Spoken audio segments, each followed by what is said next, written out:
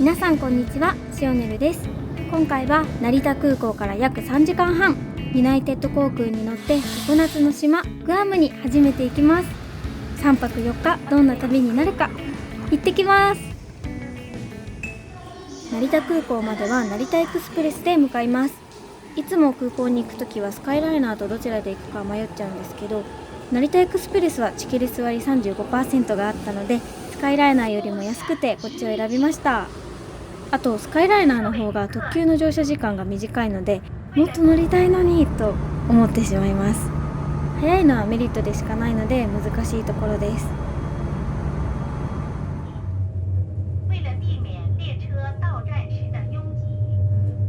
さあ、成田空港駅に到着しました。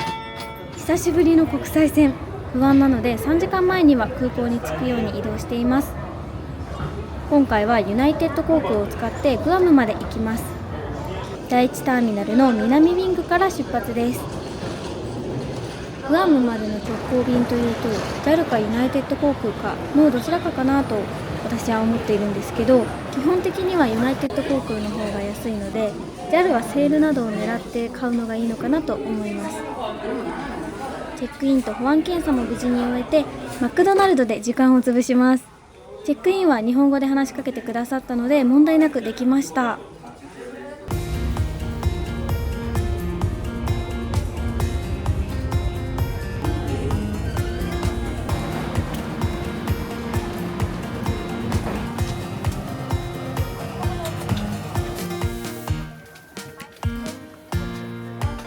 座席幅は若干狭めに感じました。でも3時間半のフライトなので全く問題ありません。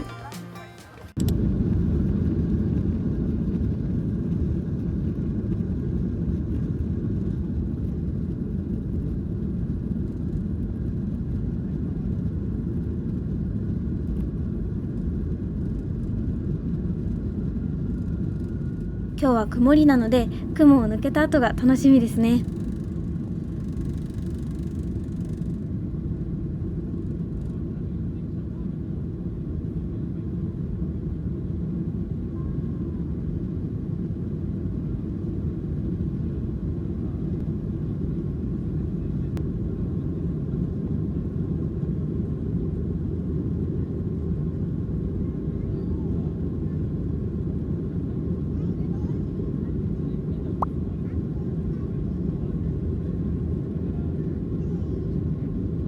グアムの事前準備はエスタは必要ないので、無料で申請ができるグアム CNMI-ETA と、あとはグアムデジタル税関申告書を事前に用意しておきます。このモニターが少し使いづらくて、何回違う言語に設定しても中国語でしか映画が流れなかったので、フライトマップだけを見ていました。あとですね、映画の上映時間が決まっているみたいで、自分のタイミングで見ることができないんですね。動画などをダウンロードするなど準備しておく方がいいなと思います。ちなみにコンセントとあと USB ポートもありませんでした。フライト時間が短いのですが機内食が出てきます。私はチキン、サラダは若干味が濃いめ辛いですが美味しいです。メインのチキンはなんだかすごい独特な味でした。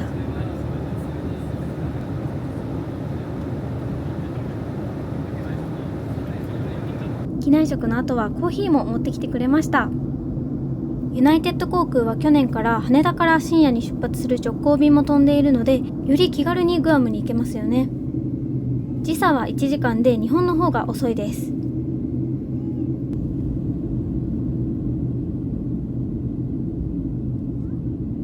私は鉄道旅で車窓が好きなので、飛行機ではその楽しみがないのがちょっと残念です。でもこんな感じで雲に突っ込む瞬間とかは空だけの特別な車窓ですよね。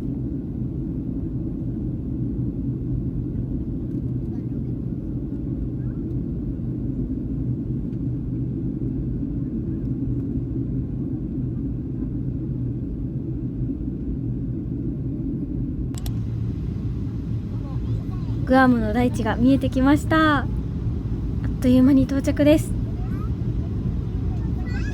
成田から飛んだ時はもちろん緑もあるんですけど、やっぱり建物が多くて人の手で整えられた景色という感じがしていました。それがグアムが近づいてくると、このモリモリの濃い緑と赤っぽい土がよく見えます。建物よりも木々の方が目立っていて、その密度と色の鮮やかさからも南の島に来たんだなと感じられます。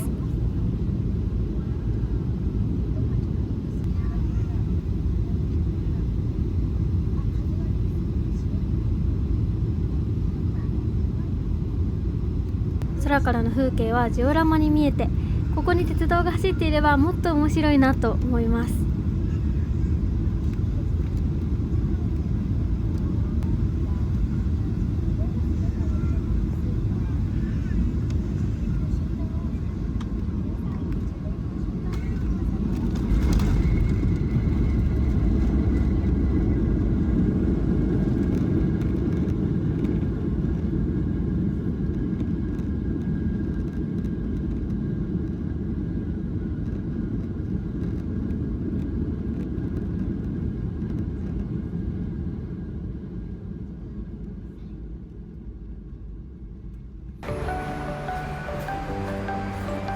ちょうど JAL とあと韓国からの飛行機も到着が同じで、出国手続きを終えるまでに1時間以上かかりました。まずはホテルへ向かいましょう。今回はロッテホテルグアムさんにご招待いただきました。空港から車で10分くらい。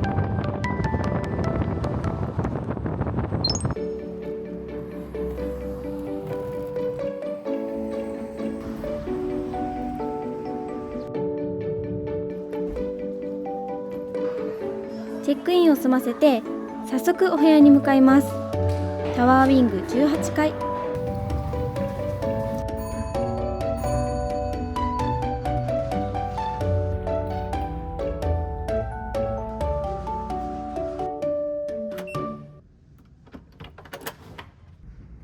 オーシャンフロントビューのお部屋です。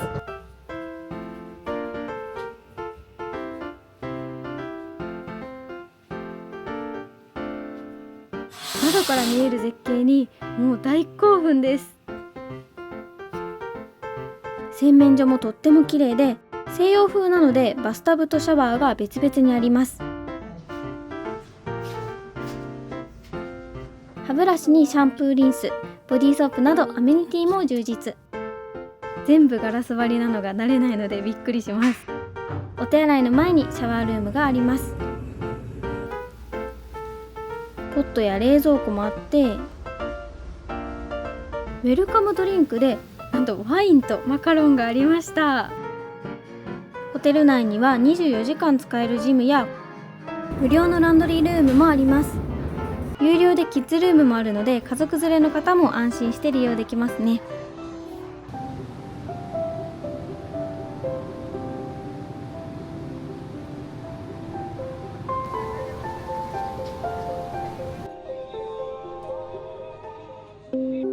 今日はもう夕方の5時なので、ホテル内のラウンジでご飯を食べます。正式な夕食会場ではないのですが、ご飯もデザートも本当に種類豊富で全部は取りきれませんでした。プールと海を見ながらいただきます。空が曇っていてちょっぴり残念に思っていたのですが、なんとこんなに綺麗な夕焼けを見ることができました。ホテルの方もこんなに綺麗なのは久しぶりですとおっしゃっていたので、なかなかラッキーですね。夜はホテル付近をお散歩。日本語で書いてある看板も多いです。でも営業しているのかはちょっと分かりませんでした。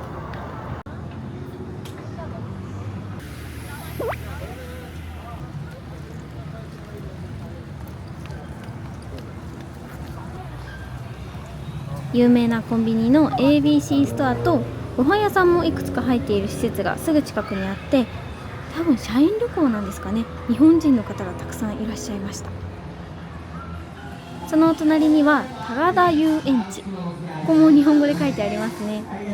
日本にはこういう小さい遊園地もあまりないかなと思うのですが、このギラギラ感がやっぱり海外だなと感じます。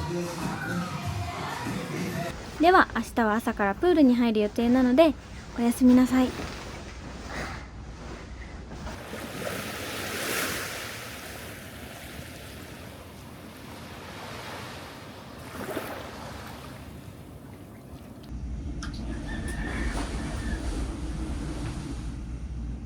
おはようございます。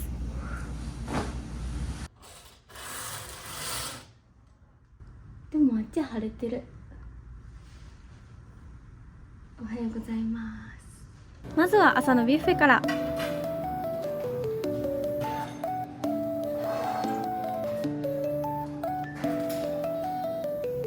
朝からたくさんの種類があって迷います。韓国系列のホテルだそうで、キムチなど韓国料理も並んでいます。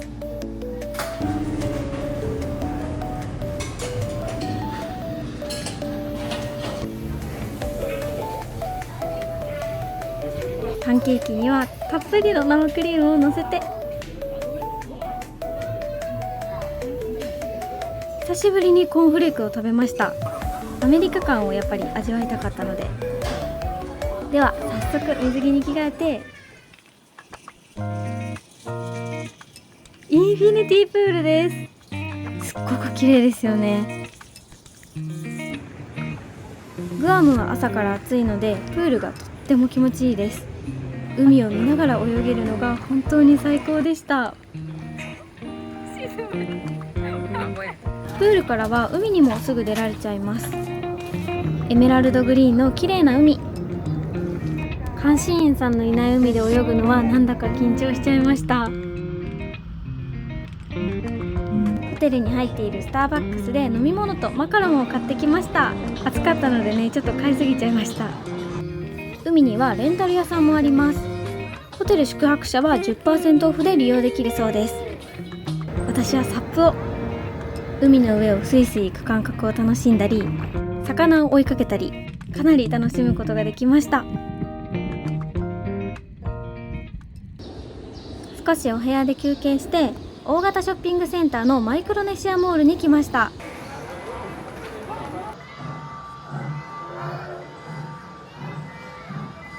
ここでお昼ご飯です。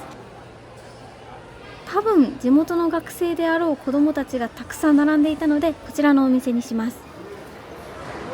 プラスチック容器、このケインズはご当地フードだそうで、ささみフライでした。日本にはないですよね。飲み物は安定のレモネードです。もうね、注文がめちゃくちゃ緊張したんですけど、片言の英語でも理解してくれました。ソースありましたわ。名前を呼んでくださるんですが、シオネルとローマ字で伝えたら、シオニルみたいな感じで呼ばれました。海外では通用しなさそうな名前です。ウィンドウショッピングを楽しんで、トロリーバスで帰ります。テーマパークに来たような可愛いデザイン、ザ・外国を味わえて嬉しいです。グアムには電車が走っていないので、基本はレンタカーかこのバスで移動となります。つり革があって電車みたい。乗り方は簡単で、赤いシャトルバスの公式サイトから券を購入して運転手さんに見せるだけです。サイトも日本語があるので、その場でパパッとできました。なんなら運転手さんも日本語で話してました。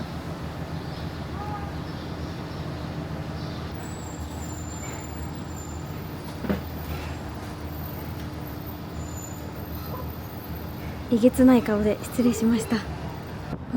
本気で落ちるんじゃないかと思いました。携帯とかを椅子に置いてたら確実に放り出されるので気をつけてください。夕食はプールサイドでサンセットバーベキュー。盛りだくさんの海の幸とお肉。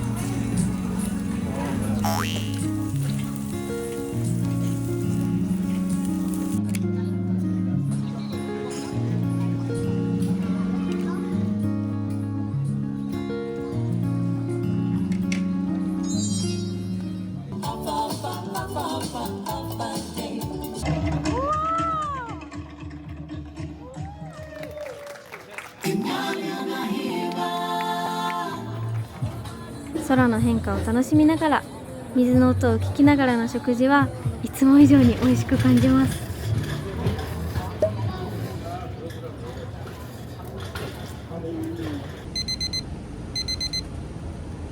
3日目の雨上がりの朝です。こんなに綺麗に半円を描いている虹は初めて見ました。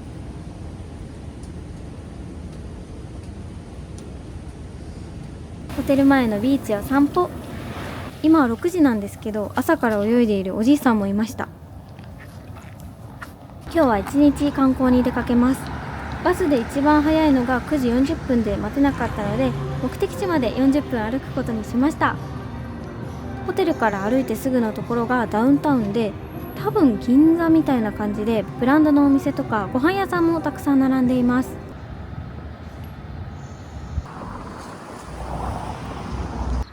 カフェグッチャに到着。ここは地元の方にも人気なカフェだそうです。頼んだのはもちろんアサイー。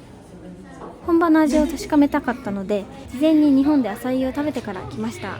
正直日本で食べた時はあんまり好きじゃないかもなと思ったのですが、びっくり、すっごく美味しかったです。毎日食べたい。今日も食べたいです。ではバスに乗ってグアムプレミアアウトレットまで行きます。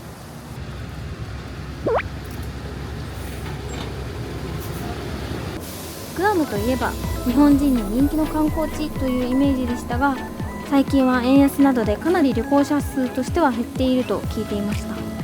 でもバス停で困っている人がいた時、運転手さんが真っ先に日本語で話しかけているのを見ると、今でも日本人がよく訪れているんだなと思いますね。アウトレットに到着したら、ここから配車アプリのストロールを使います。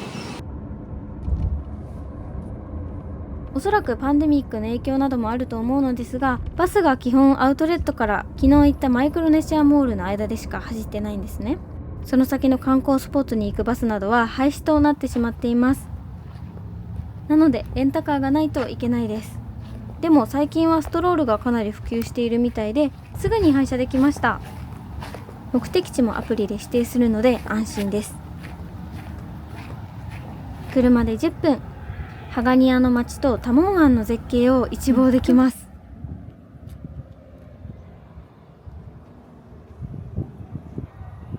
ここはサンタアグエダ砦。スペイン統治時代の要塞跡です。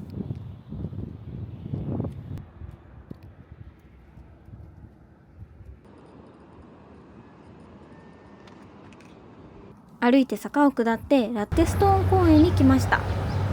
こちらの積み木みたいな石像はラッテストーン。古代チャモロ人によって作られた遺跡ですが、使用用途とかは謎のままだそうです。高床式住居の土台として使われていたというのが有力な説だそう。そこからまた歩いてハガニア大聖堂へ。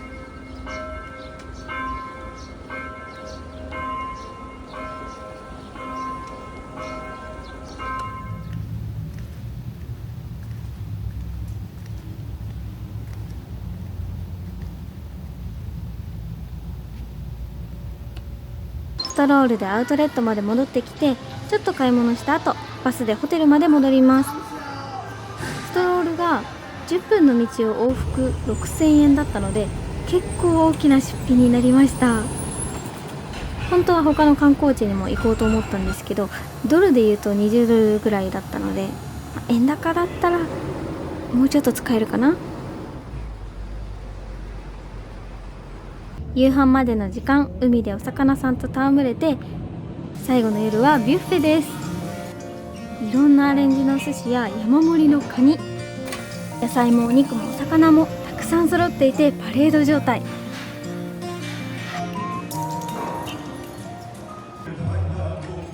ショーを見ながら口いっぱいに頬張ります。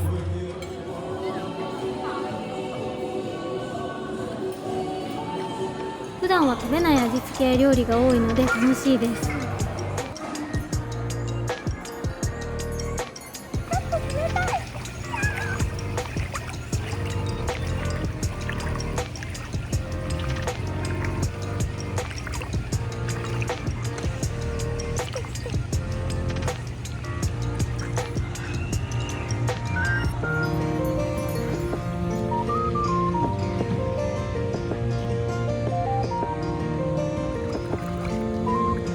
ということで本日も最後まで見てくださりありがとうございました。